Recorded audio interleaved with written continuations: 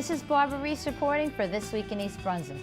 We're very fortunate to be here today with Tracy Fink, who's president of the East Brunswick Library Foundation Board. Welcome.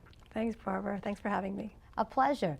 It's an exciting time. We have a very wonderful event coming up as part of the 50th anniversary of the East Brunswick Library. It's a gala to be held here in East Brunswick at the newly renovated Chateau. Could you tell us a little bit more about this event?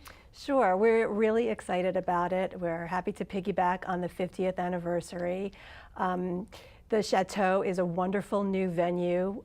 We are really excited to have our community come and see the Chateau and also learn some more about the foundation and what we're doing. What the foundation does is raise money for the library. And I'm sure those of your viewers who have been in the library recently have seen some of the beautiful renovations. So the foundation is part of that project. We're also part of the organization. We've raised money for other earmarked projects such as the self-checkout and the ATM machine. So those are some of the projects that we've worked on in the past. Now, we're very fortunate here in East Brunswick. We have both the Friends and the Foundation, all volunteers, helping to make the library such a wonderful place.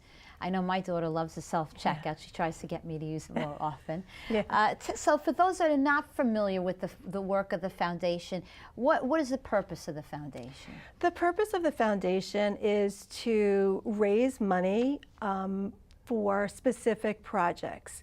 We're different from the Friends in that the Friends raise money for the library, but it's more for general funding. The foundation works with the Board of Trustees of the library to see where the needs are, so we can raise funds specifically dedicated for the needs of the library, in turn for the needs of the community. One of the areas where the foundation has raised money is to provide a medical librarian on staff. We've partnered with Robert Wood Johnson Hospital, and so we created this Just for the Health of It, which is a medical librarian on staff to help our residents deal with challenging diagnoses instead of going online to WebMD and not getting all the proper information. So we're really proud of that. And that was from a request that we had from the community. Now, you had mentioned Robert Wood Johnson. That gives us a good segue to some of the honorees for this special event. Could you tell us a little bit about them?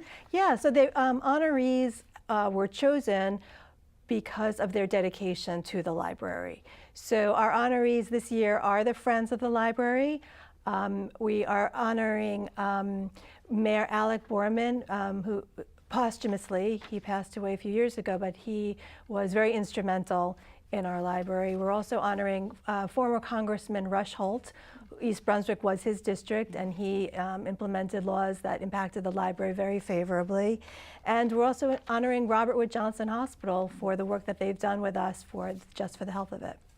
And we're fortunate that we have programs here at the library that are regarded very highly all across the state of New Jersey. Yeah, our library is a real gem of the town. It's a jewel. It engages our community. It keeps our property values up.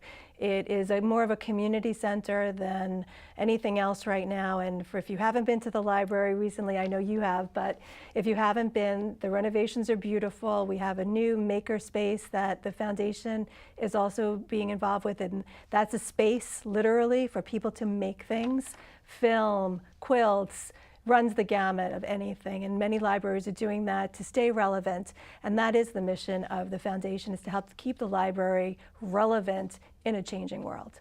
And in fact, you talk about the makerspace. I know that the library is very involved in helping folks find jobs, to get their resume together. Maybe you could tell us more about that. Yeah, we were involved in the funding of our Business Resource Center, and that is exactly that, to help people get jobs. There's computers, there's references, there's resources. We've been hoping to really engage our community that way, and again, based on the needs of the community, that's what we heard, and we're able to put our funds towards that. Well, it's wonderful how you stay so relevant with everything that's going on in the world today.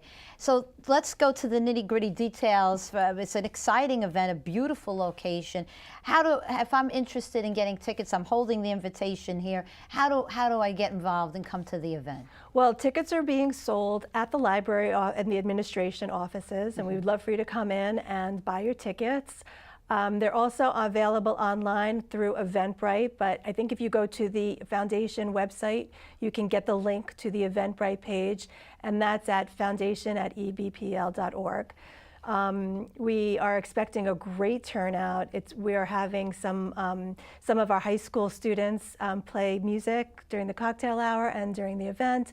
We're really trying to engage the community as much as possible. So I hope that your viewers will come. It's going to be really wonderful. Yeah, now this is Wednesday, October the 25th, and cocktails and hors d'oeuvres begin at 6.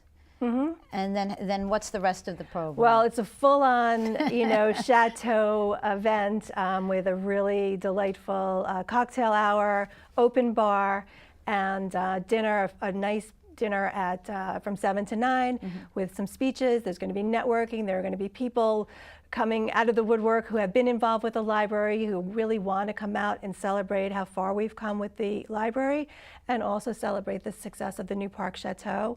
So it's going to be wonderful. We invite everybody to come and see what's happening and get involved in their community. So for those folks who may not be able to attend or who are looking for a way to advertise their business, what are some of the avenues for them to contribute to this worthy cause? Well, thanks for asking that, because there are other ways that you can give aside from attending the gala. You can make a donation on the foundation website.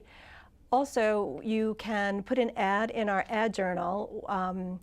Businesses and local individuals have been putting ads in, and it's nice. It's a good way to recognize the business and also recognize the honorees, so we're very grateful for that. That will be distributed at the gala.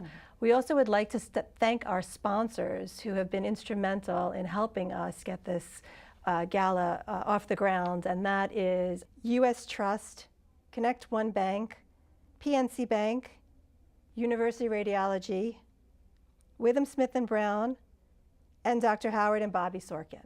We are extremely grateful and honored that the local businesses feel that the Library Foundation is a worthy cause that they want to put their money towards. Well, it sounds like a wonderful evening, and it's been a wonderful year celebrating the 50th anniversary of the library.